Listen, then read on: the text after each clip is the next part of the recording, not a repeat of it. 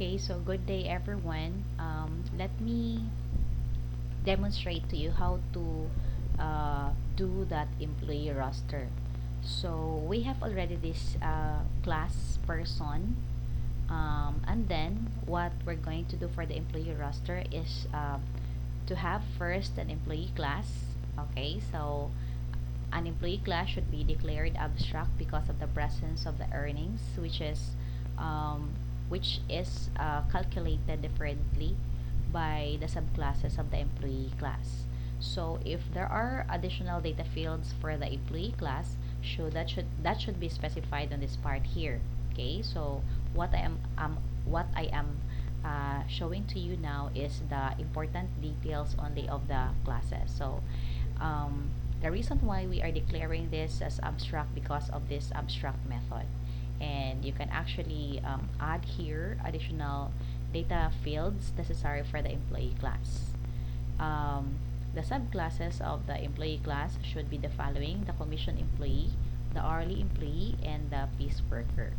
So for the commission employee, you have here public class commission employee, and then the keyword to be used should be extends because the employee is a class. It's an abstract class. So for the commission employee, for example, because we're talking about commission, so number of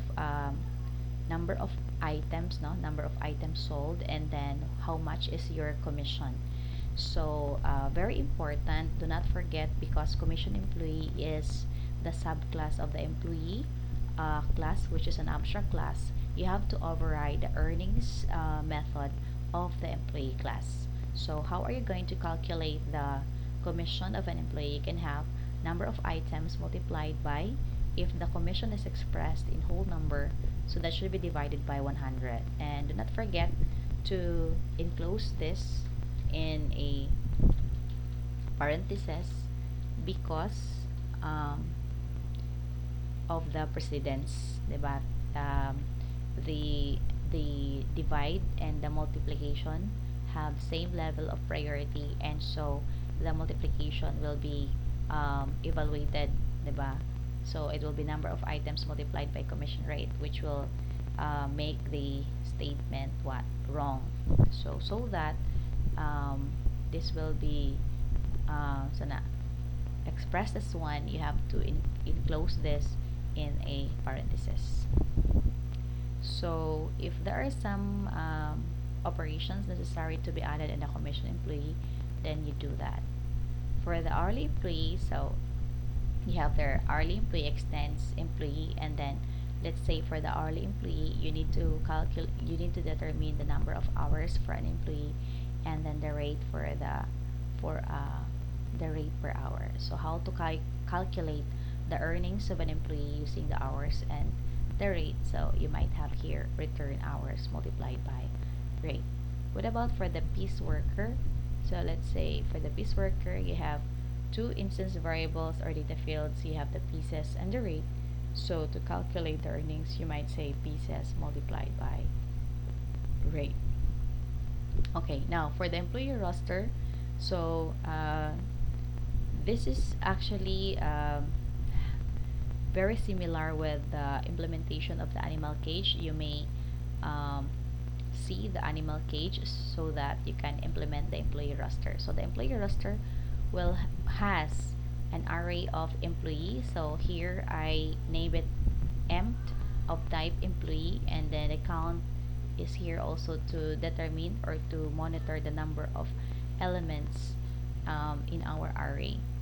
So this constructor is initializing the size of the array. So you have their new employee and then pass the size. We are not creating object of employee, rather we are creating array objects, array employee objects. Okay, because we cannot create object from an employee class because it is abstract.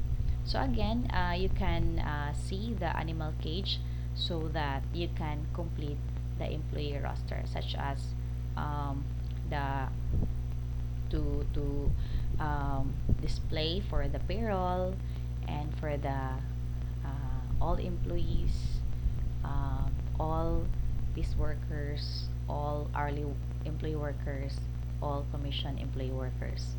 By the way, to display the payroll, you can actually have public void payroll, and then for the payroll, so this includes all the